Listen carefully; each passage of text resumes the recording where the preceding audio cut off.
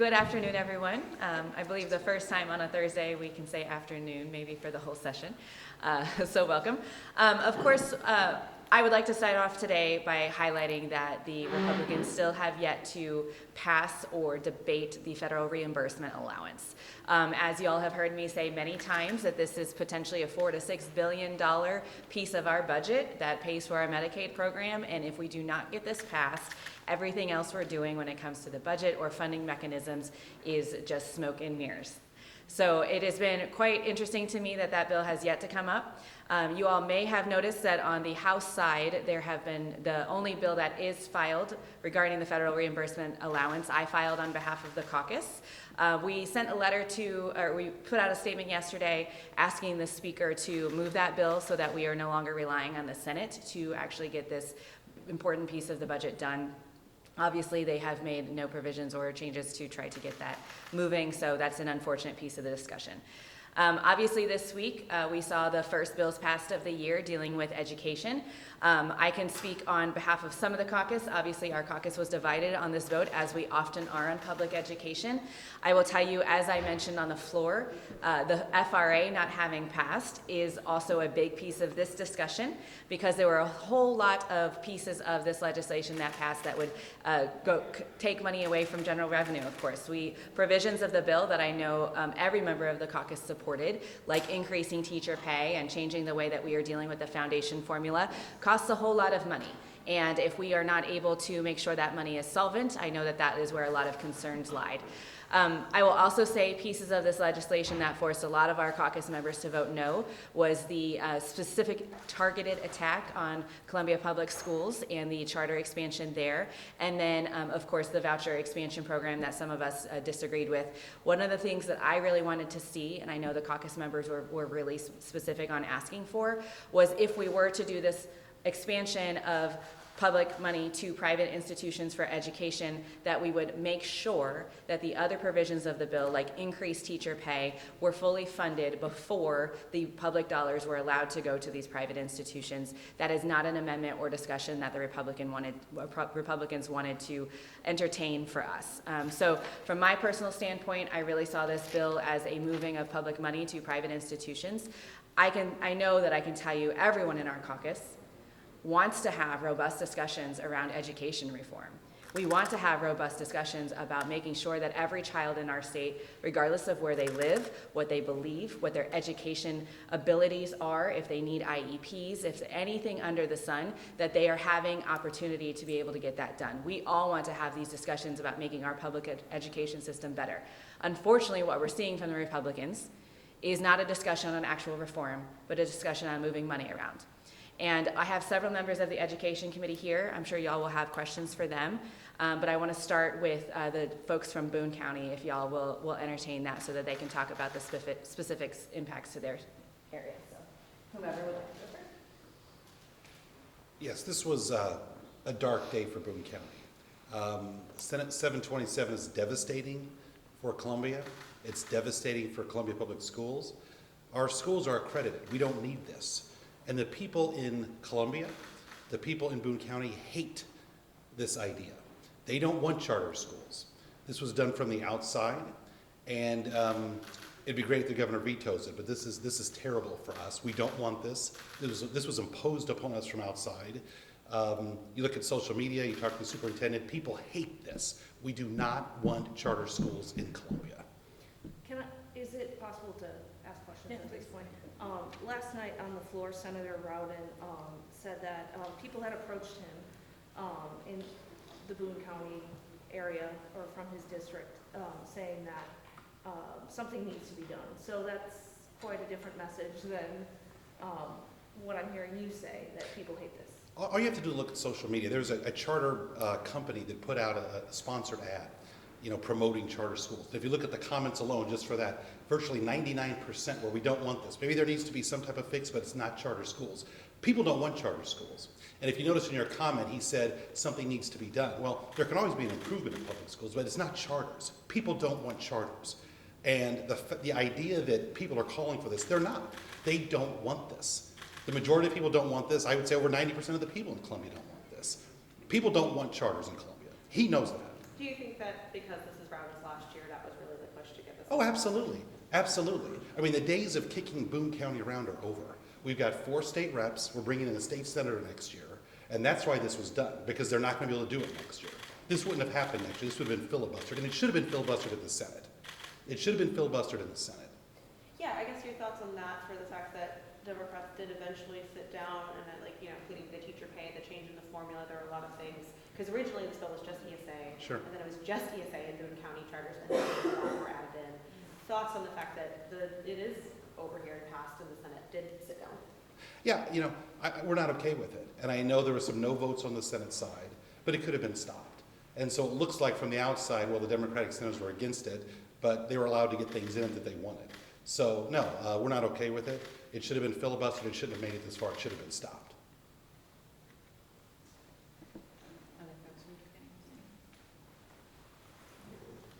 So I just want to start by saying that, like a lot of people said on the floor, there are a lot of good things in this bill. Whenever you have a bill of this size, you have to look at it in its totality and weigh the good things versus the bad things. And I know from conversations that I've had that everyone in our caucus is dedicated to making sure that children get the best education possible. So the people that voted yes in our caucus, I do not begrudge them for doing that. That being said, what I said on the floor holds true, that we know that our community is going to be harmed by this. We know that our community does not need this, that this is going to cause problems. And to your question about Senator Rowden saying that he's talked to people, he has talked to people, and I'm sure that he has people that have said that there need to be change. But I feel the need to point out that we as the representatives and senators from Boone County, we have a standing Saturday library meeting where people can come and talk to us and ask questions. Senator Rowden, this last Saturday, was his turn, and he did not go. He did not show up. And I'm sure that there were people that would like to have come and talked to him about this issue, and they did not have the opportunity to do that. So we represent the people of Boone County, we represent the people of Columbia. They have told us that they don't need this. The professionals have told us that this is going to be harmful, and we work to give voice to that today. Question for Representative Brown. You had mentioned on the floor that the way the money is going to work out with this doesn't really, the benefit kind of disappears if the revenue is such that there's a tax cut. Can you kind of explain your comments there? Sure. So we have 3 tax cuts that are set to trigger if revenues actually improve, right? What will happen is the revenue will come up, we'll do a tax cut, and we could have a wash. So there won't really be an improvement in revenue. I know that the representative who handled the bill said that this is a great day for education reform. This is not reform. It's not the definition of reform. All we are doing is taking money that we don't have and sending it to private institutions who have no accountability to the public. Sorry, I had one more question on this bill. $40,000, is that enough when across the border? I think the minimum is 50, Arkansas, I think. But is 40,000 enough? No. For anybody? Yeah. I would say no. No, and I think the thing that, and I pointed this out on the floor as well, another big frustration with this bill, again, there were pieces of it that we really liked, and as mentioned, we had members of our caucus vote yes, as we always do when it comes to education bills. What is frustrating about this whole dialogue of, we're supporting teacher pay raises as the Republicans are saying, I can't tell you how many times this session we have offered standalone amendments to increase teacher pay that every single one of them voted no for. Why did they wait until this bill? Well, so that they could get all those other pieces that we've talked about. And it isn't about supporting our public educators or the education institutions. To answer your question, is $40,000 enough for starting teacher pay? Absolutely no, not. Absolutely not. We have so much further to go when it comes to supporting our educators and supporting our schools and children. And this is the bare minimum baseline. And I again, I think I can speak on behalf of so many of us. We would welcome the conversation around reform. We would welcome a conversation about accountability, about making sure parents have choices so that they can go to a school that they're proud of, and that we are paying teachers enough money that they're actually able to work and thrive and not have to work 2 or 3 jobs to live. actually fund transportation so that our schools don't have to go to 4-day weeks because they can't afford to keep their lights on. You know, there are so many pieces throughout our state around education that we should be talking about, and instead, you know, as I've mentioned, I feel like this bill really falls flat. I want to ask about the 4-day school weeks, and I don't know if a Kansas City rep wants to answer this, or Crystal, you can, because this would make independents go back to the vote of the people Yeah. and to continue their 4-day school week. Yeah. But there's also money in it that if schools stay at 5-day weeks, they get an increase in state aid.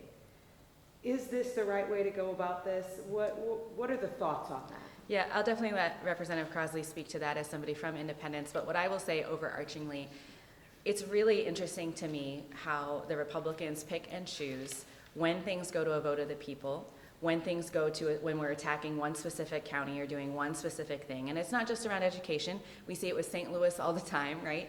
And this is yet another one of those where it's like this one specific area gets to go to a vote of the people while everyone else doesn't.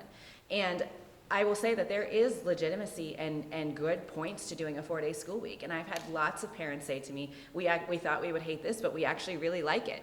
I personally believe that local control around these discussions is how it should be, that all of our local school districts should be able to decide if they want to go in that direction, go to a vote of the people, let the parents have a say in that, absolutely.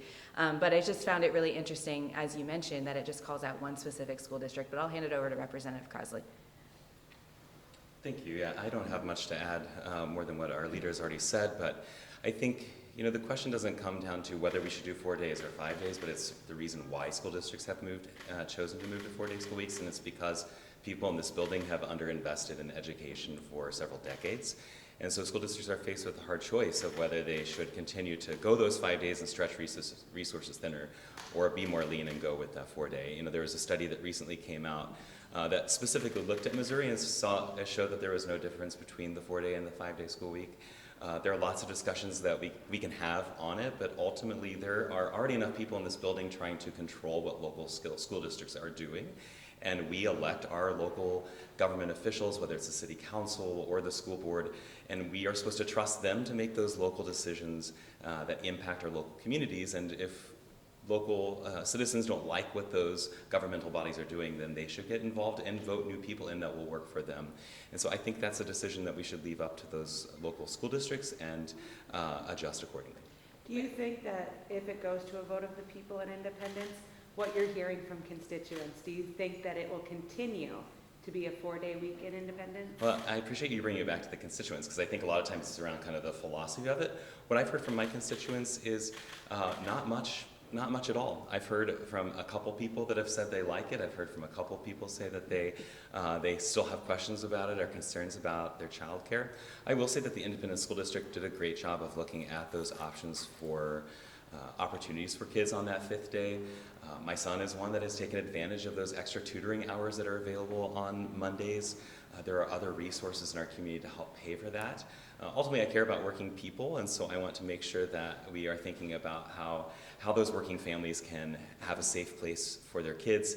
Those kids that might not have food to eat over the weekend, they do have that additional day where they're not getting food when they're not at school. So I want to make sure that we're still being honest. I know my constituents have told me they want to make sure that we're just looking and making sure kids are taken care of. You know, with some of these provisions within the bill itself, lots of funding, but like a criticism from Democrats was that there's no tie into the budget. How concerned are you next year or another years and ultimately these things that have bipartisan support may not get funded? Yeah, we are deeply concerned about that. And as Representative Brown mentioned, we know that there are still tax cut triggers coming through, decisions that were made long before I got here that will impact what our budget looks like. Of course, the money that came from the Biden administration to help states after the crises that we've had is going away. And so we know that our revenue numbers are going to be vastly different as early as next year.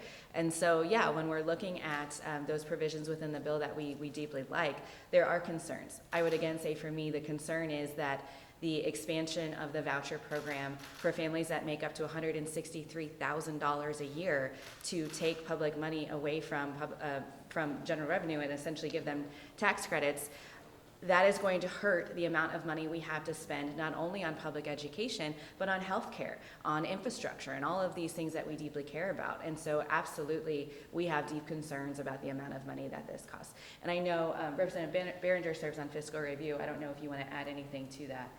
I just do. Well, I need everyone to know that in fiscal review, we only look at the dollars and cents. It's not about your personal feelings on the issue. And so in doing that, my biggest concern came with the teacher base salary of 40,000. And it also said, because I said, what happens if you're making 40,000 and you've been in that job for 20 years? Well, they're going to have to escalate you. So that means that 40,000 is now bumped to 50. And I said, the budget only shows that we can take care of that increase at the state level, pay for it, for the next 2 years. What happens to those areas that can't afford it after 2 years? And they said that local municipality will have to make up the difference. And I said, so as a former local elected official, this is an unfunded mandate. And I said, because you're saying, here is the pay raises for the teachers, we got you going for 2 years, you're on your own. So that was a huge issue for me, and that was not brought up. But I don't think that and it's going to hurt the small rural school districts the most. And so there were good things in this, but the bad thing was, where will you find the money? And I also asked that sports wage betting be passed first, and that you would designate those funds to pay for this bill. And they said that can't happen. So that is why I had to vote no. 82 votes by the skin of the teeth. Thoughts of why this was such a close vote? You know, I think, like all of our education votes in this body, again, it's not usually broke down by party. Obviously, we had members standing here today who this was what was right for their district. And what you often see is conversations, you know, rural versus urban schools, or depending on the specific bill. But it always is a very, very close vote. And I think what was shocking about this process, and those of you who have been in the building all week have noticed, this bill was supposed to come up earlier, and it didn't, and it's gone back and forth. There were changes over in the Senate on a different bill, and all these deals trying to get made, because ultimately, as Representative Behringer mentioned, this fiscal note is deeply daunting. And we obviously, as Democratic caucus, have tried many, many times to increase funding for teachers and these various provisions of the bill that we've highlighted as good ones, in exchange for other things and with ways to pay for it. And this is a bill that we don't have a way to pay for it. And so I think it was so very close because there were lots of Republicans, particularly in rural areas, who know that this is going to ultimately cost their districts money. We attempted to ask Speaker Plucker about the drafted report made public by the Ethics Committee. He abruptly ended the press conference and refused to answer. Can you speak to that again? And have you been able to review the report? Anybody in ethics want to speak?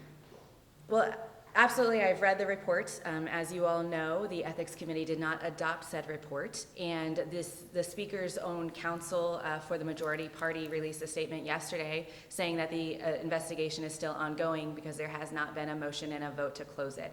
And so, as always, because the case is still open, I reserve my comments, and our Ethics Committees will as well, because it is potentially ongoing, because we have not taken that vote to move forward.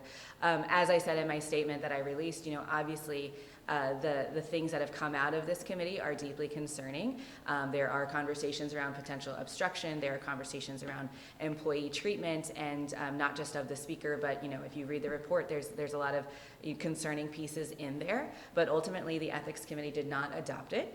And, you know, these are the folks who've been doing this work for a very, very long time. And so as leader, I am awaiting to see what final decisions are made and trust those folks who've been doing the work. And quickly, just to follow up, I know there's no possibility of anything would be passed at this point or anything, but is there any legislative thing that can be proposed or filed in terms of a rule change to change the ethics process? Yeah, I briefly spoke about this in my comment as well. I think one of the things that I am seeing as someone who doesn't sit on the committee but have been observing and you know, seeing the reports that have come out is it is deeply difficult to hold elected officials accountable in the process that we have in this ethics committee, particularly when we're talking about the speaker who appoints those members and ultimately has authority over how that committee works, whether or not subpoenas are issued, the list goes on. And so as an outgoing member, obviously I will not have a say on this, but I do hope that the members who will remain after my time here will look at what is the most effective way to hold folks accountable when they are doing something that violates the code of ethics that we all are proud to uphold. Okay, 4 weeks left. The Senate Appropriations Leader, Senator Howe, pretty much said on the floor this week that budget and the committee's going to take up next week, all on the floor, leaving 1 week to pass the budget with the conference. What are your thoughts on the budget? Are you worried you're not going to have enough time? I mean, I am always worried there's not enough time to get the budget done. And I would say that each year that concern has gotten a little bit worse and worse because of the Republican infighting that is happening, particularly within the Senate. As mentioned at the top of this, it is deeply concerning to me that the federal reimbursement allowance has not been passed prior to us moving forward on this budget, because that can be a $4 to $6 billion shortfall, depending on which report you're looking at. So yeah, I am concerned of how this is all going to play out. Are the Freedom Caucus members going to hold everything hostage just to get their clips for their political campaigns? I would guess so. I am interested to see what Senator Huff is able to get done. As often, the House Democrats support Senator Huff's version usually on the House bill when we go to conference, but we'll see. There are a lot of rumors going around this building right now that we may not even get it done to conference and that we'll have to be back for a special session. So we'll see how this all plays out. Anybody have vacation plans in May that got canceled? I learned a long time ago not to host or to schedule vacations. We've had lots of special sessions over the years, but we shall see. Any other questions? Okay, well, I appreciate you all so much. Thanks for being here.